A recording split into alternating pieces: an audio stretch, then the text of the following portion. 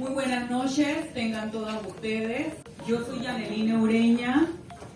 En nombre del Círculo de Arquitectas de Panamá y de nuestra presidenta, la arquitecta Berta Cardose, le damos la bienvenida al arquitecto Luis Carballeda, que nos va a presentar una ponencia que él ha titulado La Casa Sistemática, una vivienda diseñada por el arquitecto Frank Lloyd Wright para construir en Panamá.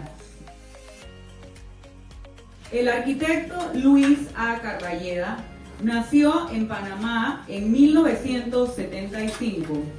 Es arquitecto principal y CEO en Luis Carballeda Oficina de Arquitectura, Loa, Panamá.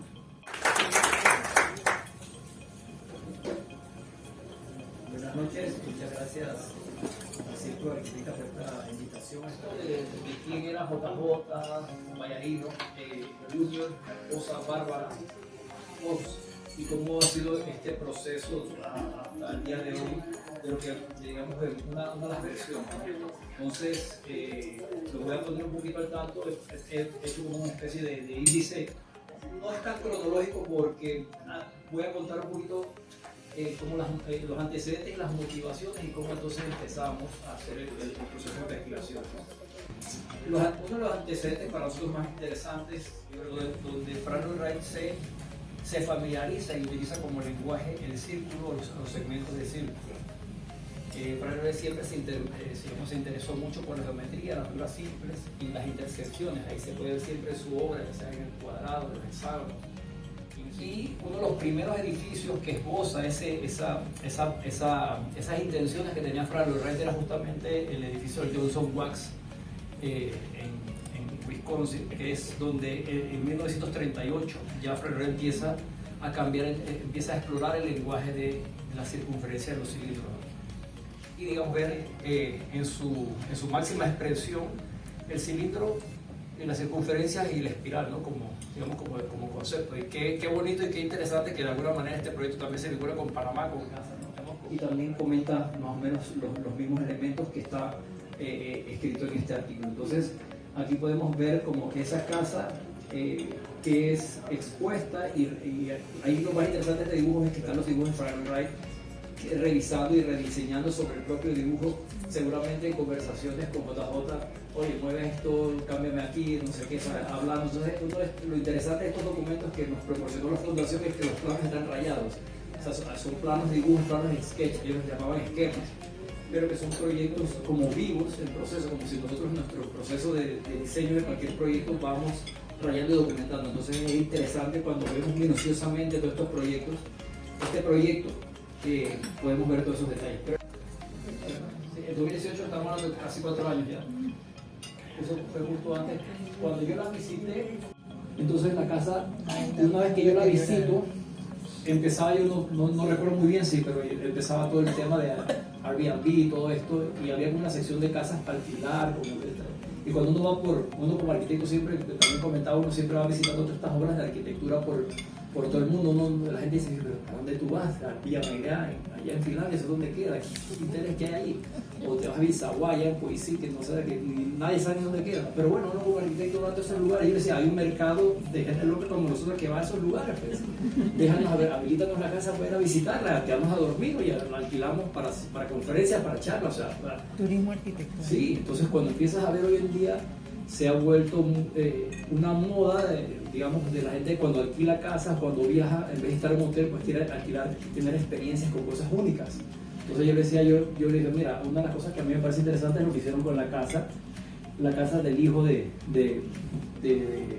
David y Larry y David Wright, que un fondo compró la casa que era de él y la rehabilitaron y es una casa perfecta para venir a visitar. O sea, es una casa, yo le decía, mira, es una casa que está enmarcada en la misma época, una casa en espiral, es como una mezcla entre el Guggenheim y la casa de Hemiciclo. Tú puedes, empiezas a circular, subes una rampa y te llevas hasta la casa y estás arriba, ¿no? Pero recuperaron todo el paisaje, el paisajismo, el mobiliario, o sea, hicieron una fundación para la propia casa para rehabilitarla y ponerla a la disposición y puedes empezar también a lucrar de la misma casa. Entonces yo decía, ¿por qué Entonces me dice Jorge, bueno, pero es una propuesta.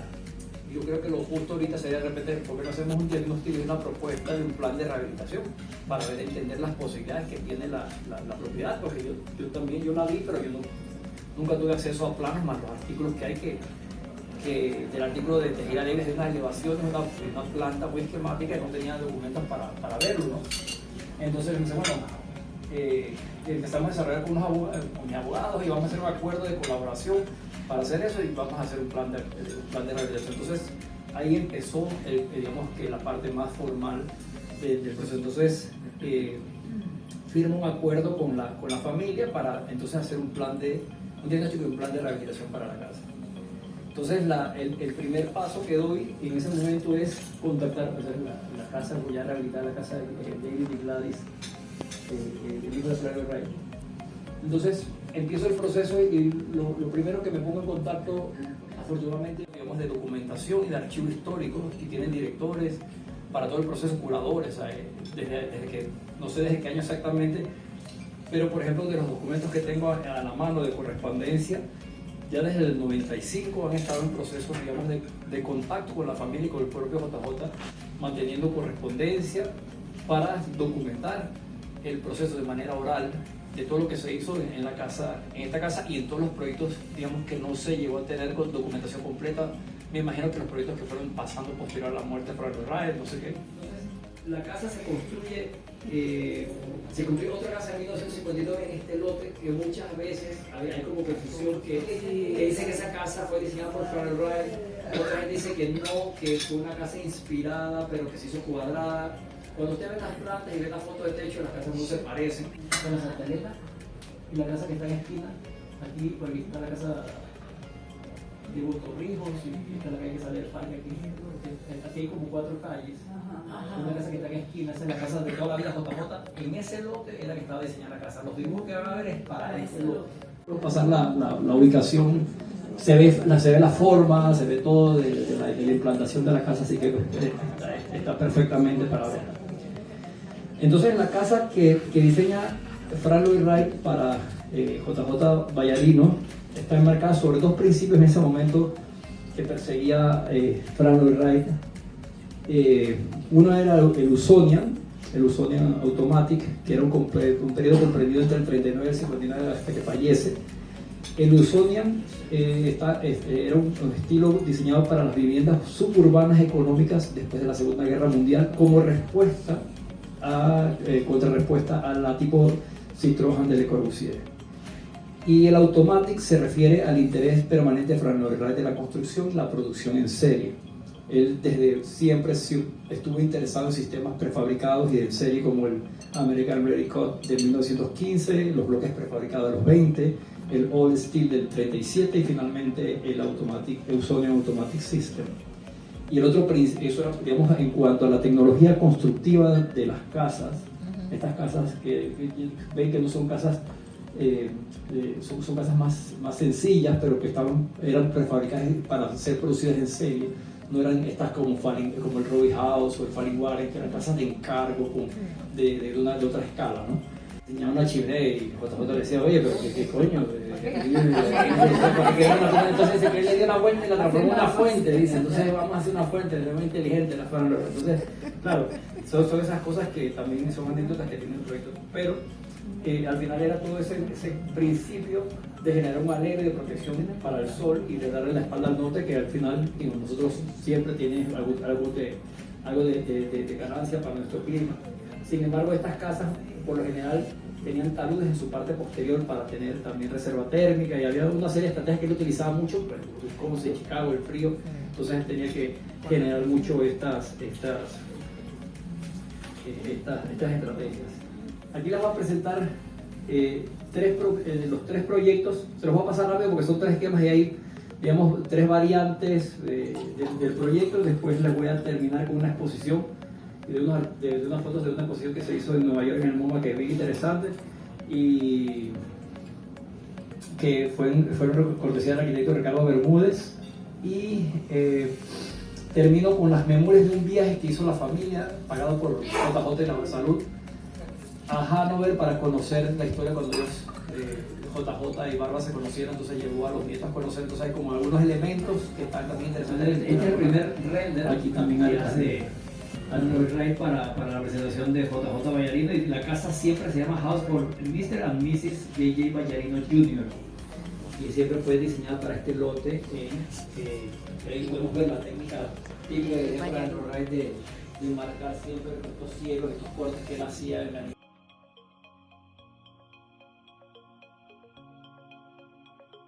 Otra vista de la casa. Aquí vemos la puerta cochera, el estacionamiento, el acceso y la casa principal, y el manejo siempre, digamos, del hemiciclo.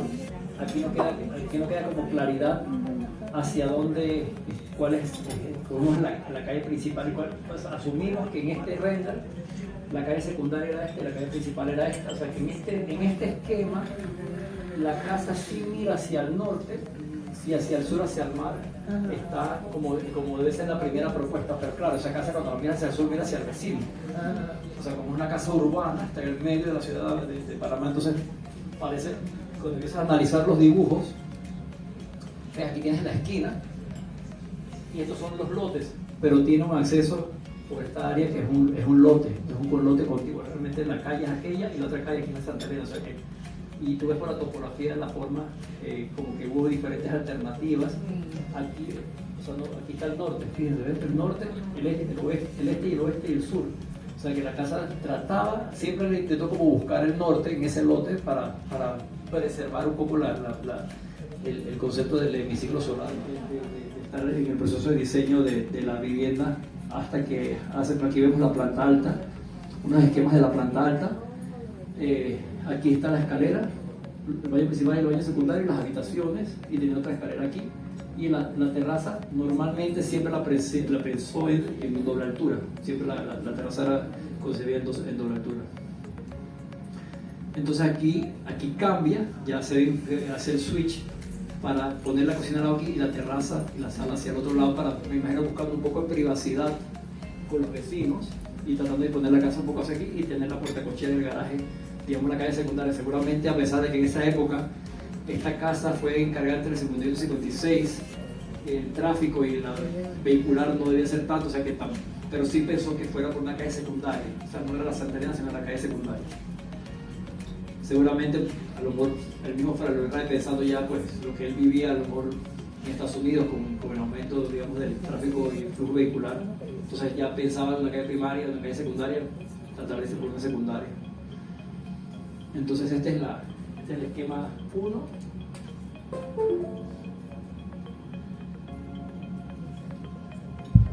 El esquema de diseño y de revisión, ¿no? Esta casa que ya se ve más como está integrado un árbol. Aquí se ve claramente la Santa Elena. Aquí hay una cruce de 4 calles, aquí hay una Santa Elena y hace una curva, y entonces aquí está la calle. Entonces entras por acá con la rotonda, los estacionamientos, la zona de servicio, cocina, comedor, sala, terraza, y había como desniveles. Y es bonito como las alzadas, uno puede ver también la arquitectura, las alzadas, cómo se va disponiendo. Entonces tienes como una terraza de grama y tienes entonces una piscina. Entonces la casa se iba desplazando ligeramente, y como decía Tejera Davis, siempre como esa asimetría siempre era como muy marcada en su arquitectura. Y aquí ya empiezan a ver ya los detalles constructivos, ¿no? Empezamos a ver ya detalles de muros, cimentaciones. Entonces la planta, cómo diseñaban radialmente la plantilla que utilizaban. Él definió para esta casa como una plantilla para poder hacer los diseños. Chimenea.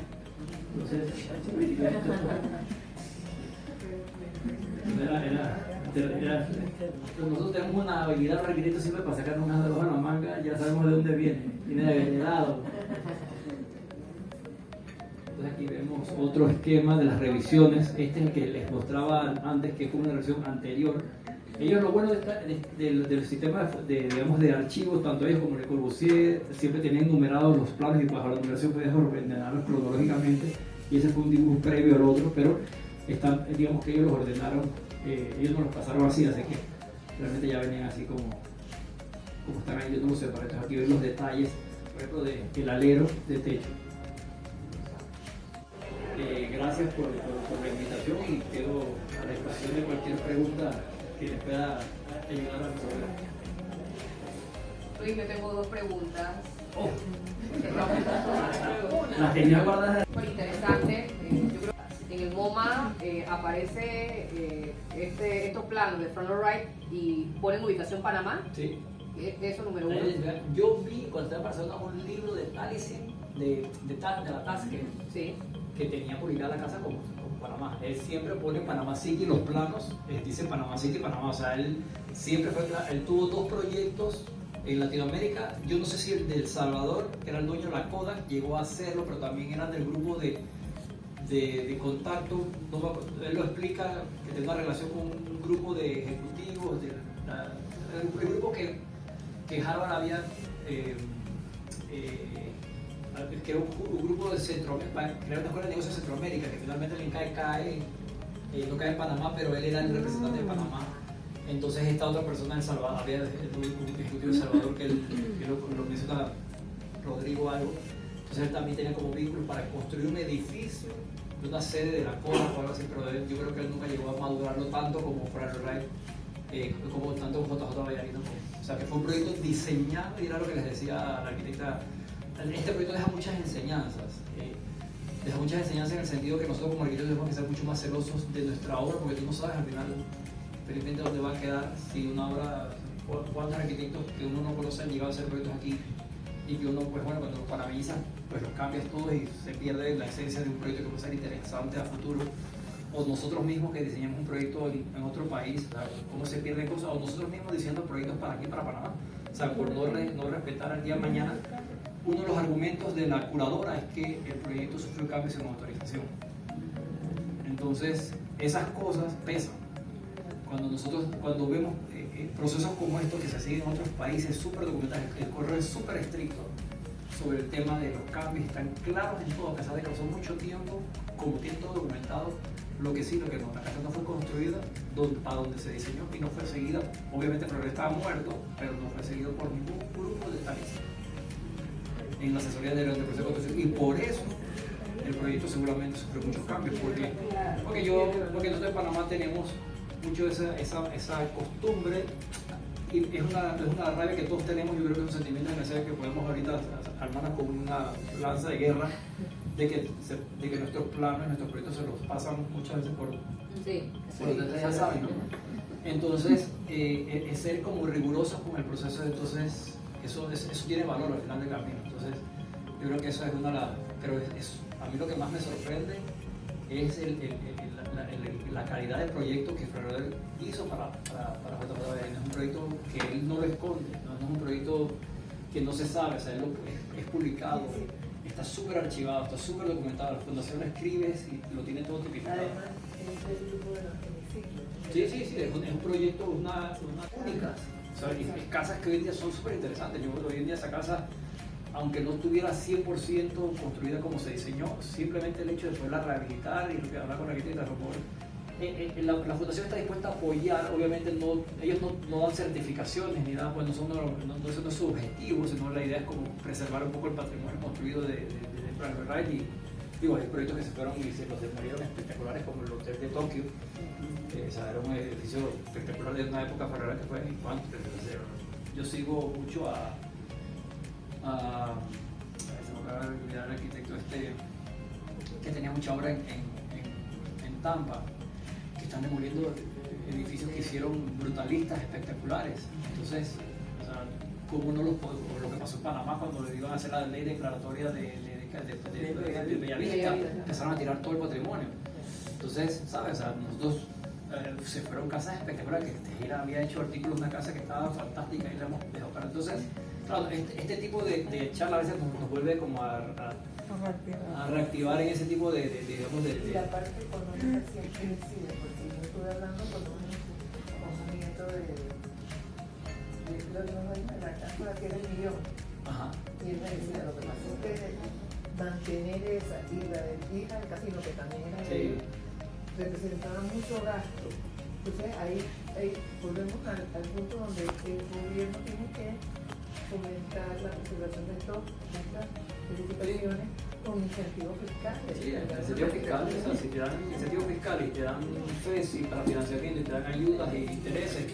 Me decían, si las mantenemos, es fácil, o sea, las vandalizan. Precisamente de los acabados interiores, los detalles de la sangre, de las maderas, de las piezas, de las ventanas y todo ese tipo de detallitos que supongo que tal vez en el plano sí los tenía detallado. Me imagino que al construirse en Panamá, eso no se... Se hizo un bloque. Se construye aquí en los detalles, ¿no? Jaite criollo.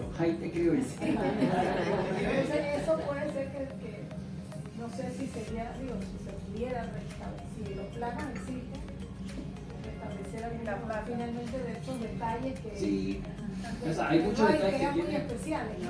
Sí, hay muchos detalles que el plano aporta y que seguramente, claro, lo que pasa es que cuando lo traduces a Panamá, seguramente como pasa hoy en día, cuando tú traduces un tema de afuera y te vienen, tú tienes que hacer una adaptación. Hoy en día, la verdad que tenemos que hablamos más o menos como los mismos lenguajes del sistema de construcción. Si hacen estructura acero, hormigón o sistemas de tabiquería seca o no sé. Se ha ido como unificando un poco gracias a gente como Mirna, nos ha ayudado a unificar todos esos sistemas, pero por ejemplo, digo, Panamá siempre hemos sido como importadores de sistemas, así que eso no está aquí. Bueno, le agradecemos, arquitecto, unas palabras de nuestra presidenta. Que nos haya transmitido su experiencia. Así como tiene incógnitas, yo creo que a muchas también nos han quedado incógnitas por seguir sabiendo más del proceso este. Y yo estoy muy de acuerdo con el arquitecto que tenemos que buscar un perfil, porque mal o bien la casa se debe considerar como protegida, porque es una casa que diseñó Raya, aunque la construcción no haya sido fidedigna, ¿no? Pero bueno, para eso estamos nosotros, para apoyar al arquitecto, así que tómenos la palabra porque vamos a ser sus fans. Gracias, arquitecto.